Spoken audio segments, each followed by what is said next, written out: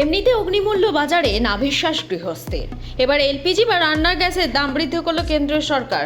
শুক্রবার রাতেই 14.2 কেজি ওজনের বাড়িতে ব্যবহৃত রান্নার গ্যাসের সিলিন্ডারের দাম কেন্দ্র 60 টাকা বাড়িয়ে দিয়েছে। 889 টাকার গ্যাস এখন কিনতে হবে 939 টাকায়। শনিবার থেকে এই নতুন দামে কিনতে হবে রান্নার গ্যাস। বেড়েছে বাণিজ্যিক গ্যাসের দামও। 114 টাকা 50 পয়সা বাড়িয়ে বাণিজ্যিক গ্যাসের দাম করা হয়েছে 1990 টাকা। মধ্যপ্রাচ্যে যুদ্ধের হল্লাবোল। দেশের সম্ভাব্য জ্বালানি সংকটের আশঙ্কায় এমার্জেন্সি বা জরুরিকালীন ক্ষমতা জারি করে কেন্দ্র। সব তেল কোম্পানিগুলোকে ঘরোয়া বাজার সরবরাহ স্বাভাবিক রাখার জন্য এলপিজি বা রান্নার গ্যাসের উৎপাদন চাঙ্গা রাখতে বলা হয়েছে। গৃহস্থের জন্য সরকারের আরও নির্দেশ, একটি গ্যাস সিলিন্ডার পাওয়ার 21 দিন না হলে দ্বিতীয়টি বুকিং করা যাবে না।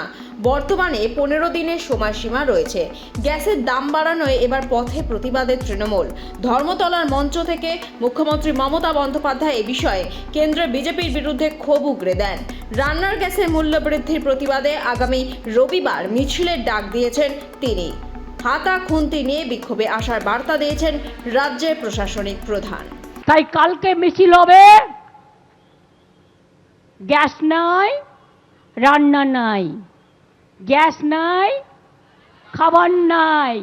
সেই জন্য হাঁড়ি, কড়াই, বাটি, ঘটি, হাতা, খুন্তি দিয়ে প্রতিবাদ মিছিল হবে কাল আন্তর্জাতিক মহিলা দিবসে।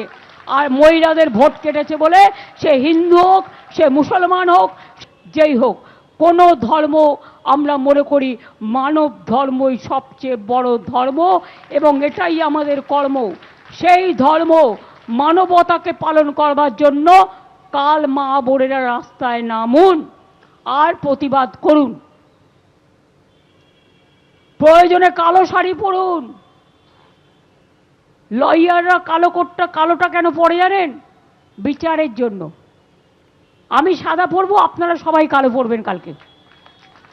ব্যুরো রিপোর্ট, লটারি সংবাদ।